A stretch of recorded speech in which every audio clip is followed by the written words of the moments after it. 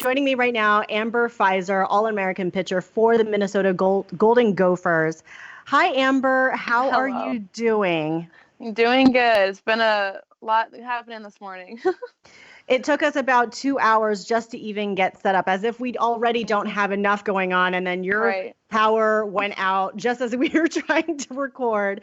Yeah. Life could not be any more challenging right now.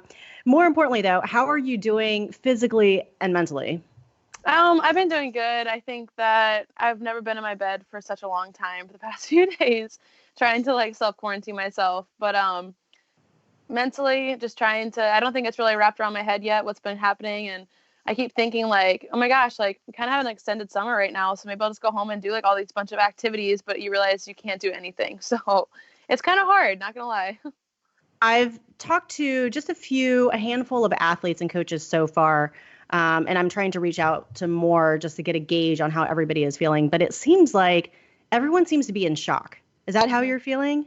Absolutely, because I remember last week in Hawaii, I think it was Tuesday, right before we were head to practice. I was talking to my coach, and I'm like, I see all these cancellations and everything, and I can see our season getting pushed back, but never like we're talking about, do you think the season will get canceled, like the whole season? And they were like, no, that'll never happen. Like, there's no way. And then the next day we played our game, and then the next morning we were getting ready for our game on Thursday, and we got told at breakfast that our season was canceled. So I don't think anyone saw this coming at all. No. So what have you been doing in the meantime? Where are your days looking like? Well, I've watched, I can't believe I'm actually saying this, but I've been watching too much Netflix. I don't know what to do with myself, honestly. I went grocery shopping yesterday just because I have a Target Express here on campus, but it's like completely wiped out. So my coach actually helped and took me to an actual grocery store, Oh. which was a little bit better. But yeah, I don't know what to really do. So you've just been watching a lot of TV and lying around. Have you been able Yeah. to? Are you trying to exercise at home? I assume because you guys can't train together, or nor can you go to No, the gym, right? no. Athletes Village here just got closed down starting today. So I'm not sure how long that'll be closed. All of our weight room, everything is closed around here. So they've sent us like things, or they're within the next few weeks, they're going to send us stuff that we can just do at home, or like do stuff that we need to do in our rooms. Like when I go home on Saturday, my dad has a weight room downstairs, so I'll probably go Ooh, and work in there. that's Yeah. nice. Yeah. Good for I'm very you. lucky with that. And you're So, starting online classes today, right? yep. All Okay. online classes start today. So, and we have this thing where most classes right now are going to use Zoom to Mm. have like a live connection and everything. What's been the biggest challenge for you personally? With all of this, Yeah. I would just say basically getting to 2/3 of my senior year taken away from me. Just not knowing what's going to happen in the future. I know that they have announced that they're giving seniors and everyone else another year of eligibility just because of this. And I think that's a really great opportunity, but it's still scary at the moment of all the precautions. And I think that they're doing the right thing with canceling the rest of the season just for everyone's safety. But just hoping that I get that year back, and whatever I decide to do, there's just a lot more that comes with it that we still don't know about what the NCAA is going to do, for sure. Yeah, that was definitely good news, and Mm-hmm. understandably so that they made the move. The NCAA announced that it will grant relief for a season of eligibility for all spring student athletes. So that Mm-hmm. includes for you guys softball, baseball, track, tennis, golf, and then there's still some questions around the winter sports. So Yep. sports like basketball, where some of them didn't get to even start their postseason. So Yeah. there's a lot of questions around that. How I know that you had a post, you tweeted out something Mm-hmm. Yep. saying day 4 without softball, and I'm already missing it like crazy. Glad I was able to pitch in our last game. What are you missing the most with sport no longer in your life? I mean, just being a part of your team. I think your teammates are what you're around every single day, 24/7. Like I'm with these girls, we're traveling for 8 weeks straight. Like you become so close to them, and they're just like your family, that once you don't get to do what the sports that you loved with them, like it's really, really hard. Because I mean, being away at college too, like not all our families are able to travel every weekend. And so we kind of lean more on each other to spend that time together and enjoy what we're doing together. It's just really hard not being able to do the sport you love and the thing you're basically at college for. That's the reason, like, you go to college is to play the sport you love and then also get an education. So just having that taken away from you, it's just really hard. So Yeah. How are your teammates doing? I assume, fortunately now, I mean, imagine if this happened 20 years ago, 30 years ago. I mean, you weren't even alive, but but at a time when we didn't have cell phones or FaceTime or email or the opportunity to do any distance learning, and we wouldn't have the opportunity to stay in contact with everybody. But how are your teammates feeling right now? They're doing okay. I'm pretty much the only one left on campus currently. So they've all gone home. Oh, wow. So you're still on campus and all your other teammates went home? There was 3 of us left today, and I think the rest of them but me are going home today. So oh, wow. Yeah. So it's and just me. So it's just you at Minnesota just chilling right now. Actually, that's going to work in your favor because it doesn't get any more social distancing than that, because I guess you're just so. So are you making plans to go home to Iowa? Yeah. Okay. So with my dad's past health history and just being around my grandparents with their health history too, like, it's just best for me to, like, with all the traveling that we've been doing. I mean, I was in UCLA a week and a half ago in Hawaii, so I just think it's best for me to make sure that I'm healthy before I come home, and kind of giving myself that time to make sure that I'm okay before I go risk it, taking anything to them. So yeah. That is just the unique situation, and that's so smart and kind and compassionate and selfless of you to think about that, because I think there's a lot of young people out there that are just thinking that this isn't going to affect me. And it's like, honestly, it's I don't want to say it's less about you, not you personally, but less about the younger people, but more about, like, the impact that you could potentially have with our family. And a lot of our family members are older. And I know it's great to hear about your dad and his continuing battle. I know last year he was diagnosed with cancer, and it was an inoperable situation. I think he went through 40 rounds of radiation, right? Yep. Wow. And yeah, how is he doing right now? He's doing really good. He's had 2 kidney transplants in the past as well. So the reason that it made the cancer so even, like, more difficult was because, like, not only was it a rare case of cancer, but, like, it was also, like, the spot that I was in. It made it really difficult for him to get any treatment that he needed because they couldn't affect his kidneys. So my dad has 4 kidneys right now because they don't take them out. Oh, wow. I know, it's kind of crazy to think about. But they had to make sure that the treatment wouldn't affect his kidneys and basically ruin them. So he's been on some, like, shots that they give him every 3 months. I would say you can do it either every 6 months or every 3 months, but he's doing every 3 months. He'll be on those for, like, the next year, and then they don't actually, like, do I don't know, as an MRI or anything like that to see if the cancer is still there or not. But his numbers are very, very low.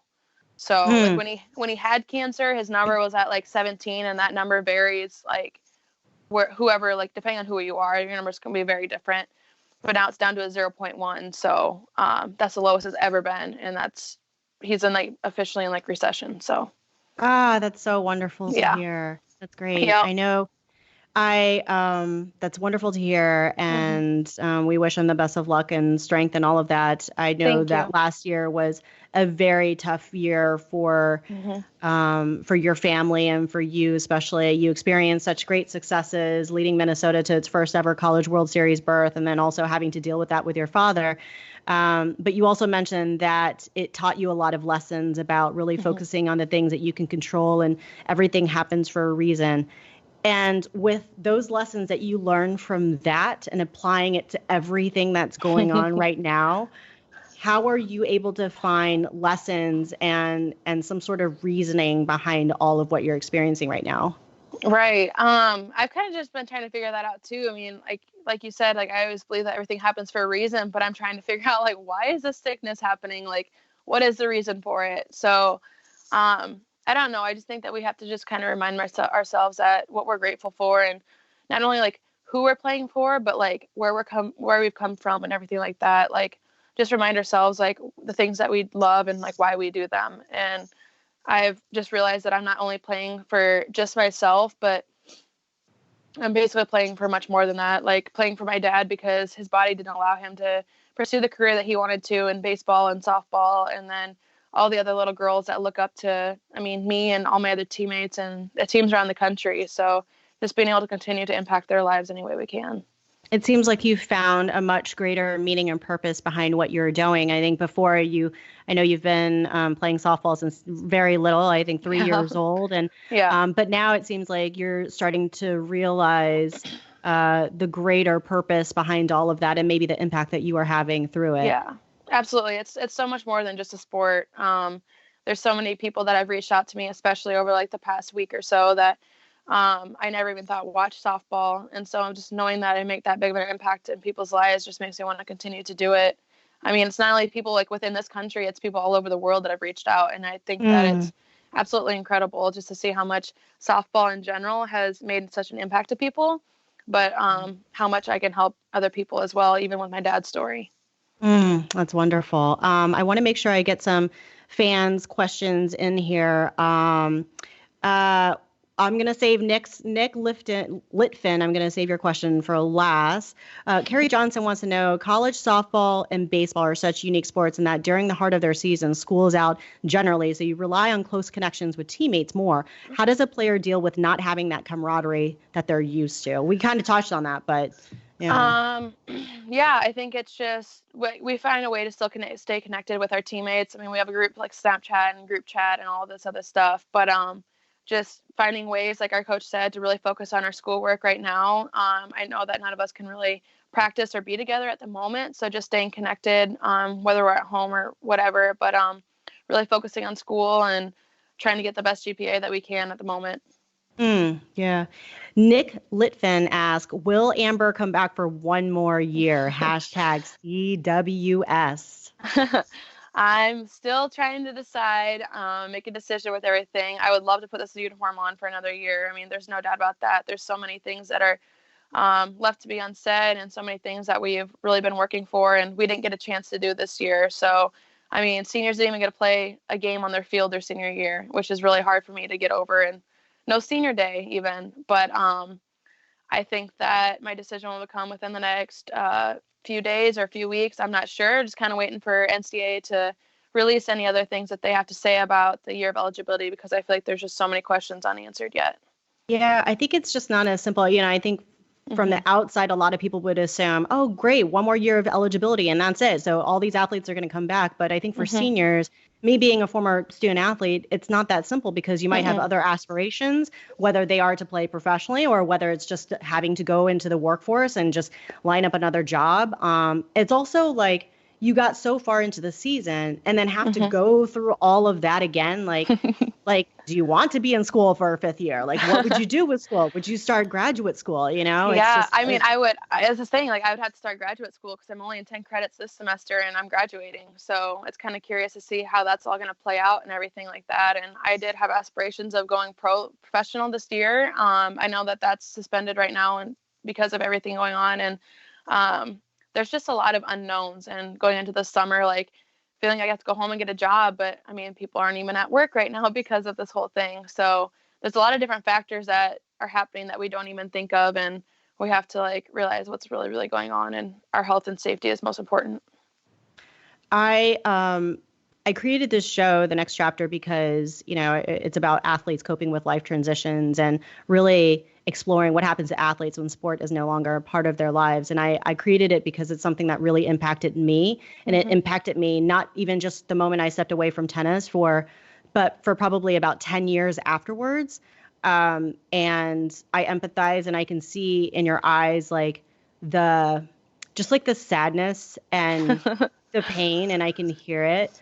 Can you identify, or even are you able to express just some of the emotions and feelings that you're going through right now?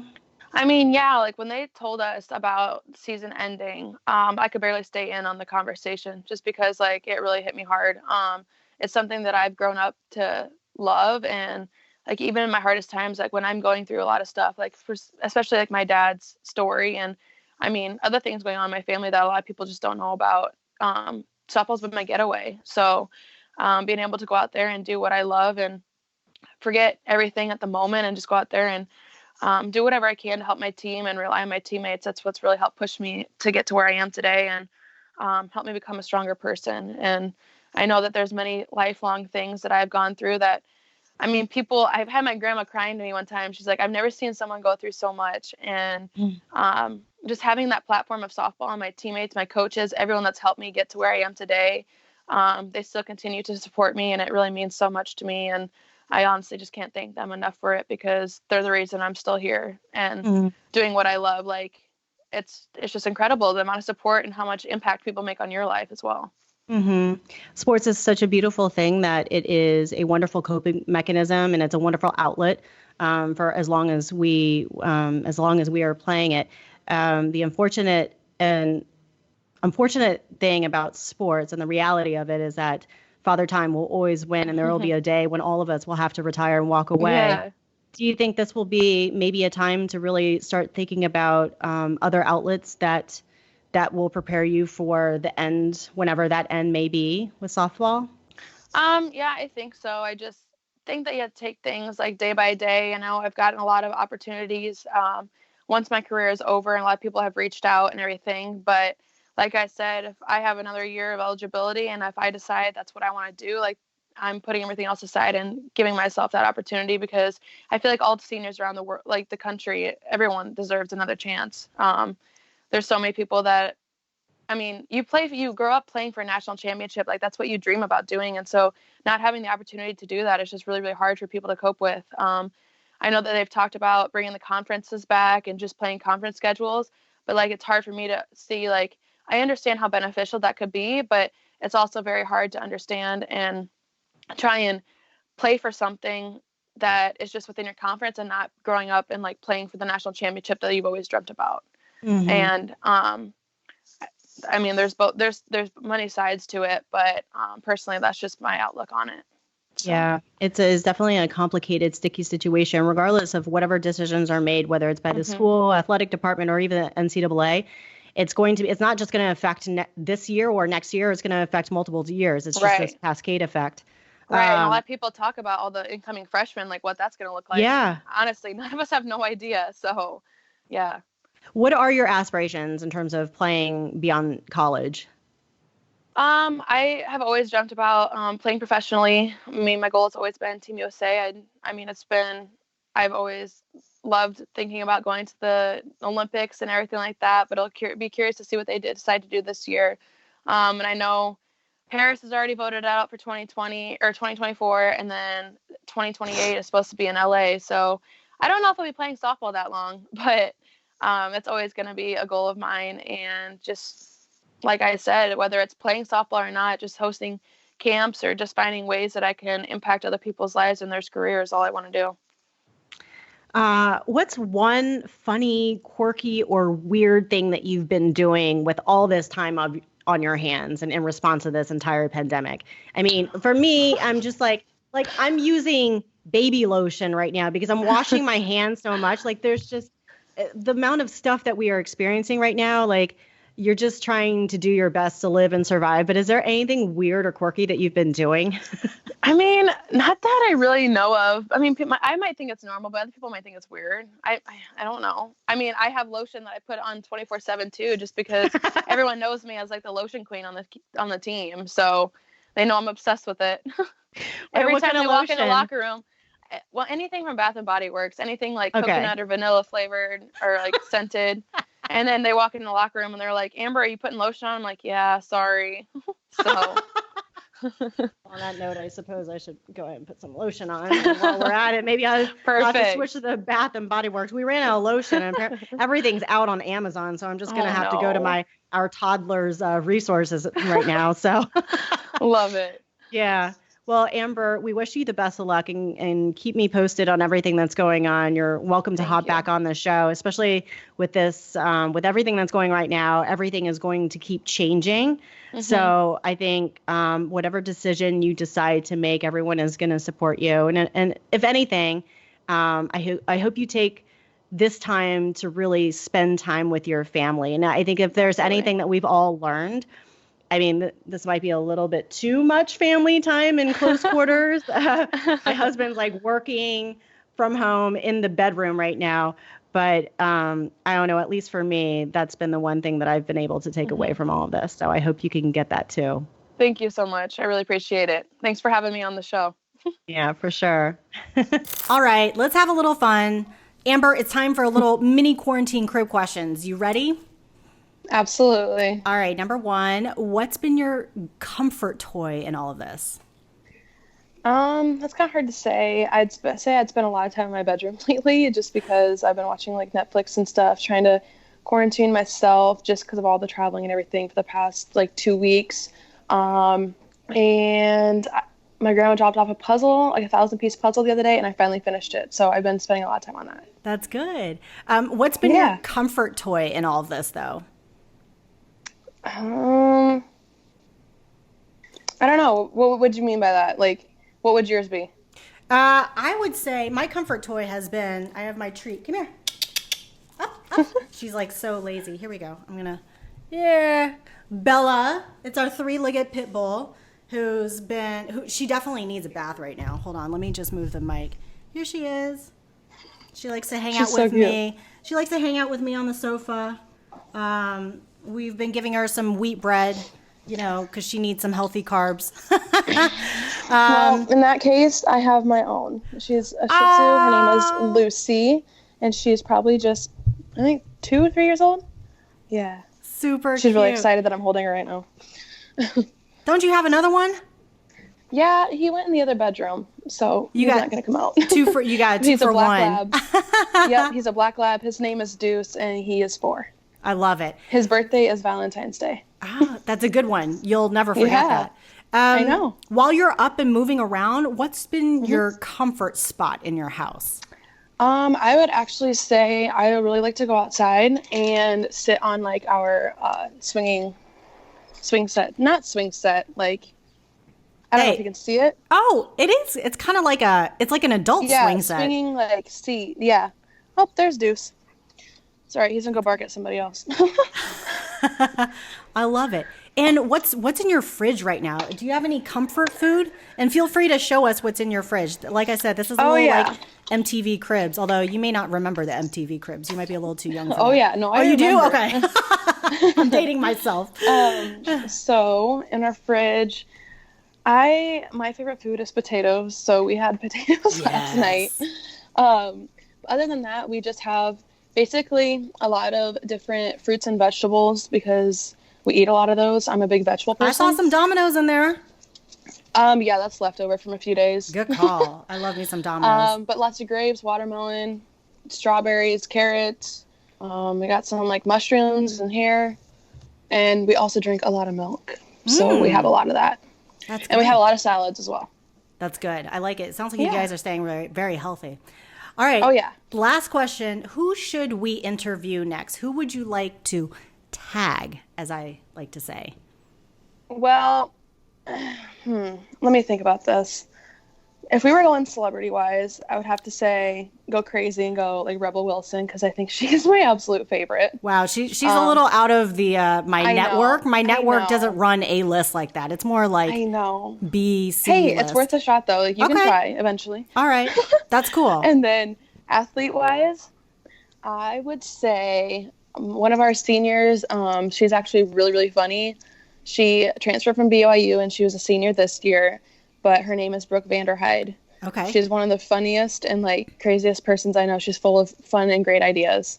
She's just a great person. Is she coming back next year, or has she decided? We don't know. Okay. The NCAA has their meeting today, and then so after whatever they decide, if because they're basically deciding if seniors get a year back, if everyone gets a year back, or no one gets a year back. So once that decision is made today, then we'll move forward with that. All right. Well, that's crazy. Well, I guess we'll all be paying attention to that news. That's going to impact a lot of people, including yourself. It's definitely a big day today. All right, Amber, keep your head up. Have a wonderful time at home. I'm so glad that you were able to get off campus and find your way home and hang out with the pups and everything. So stay healthy, stay strong, keep us posted on everything, and we'll speak to you soon. All right. Sounds good. Thank you so much. Bye. Bye. Oh, bye.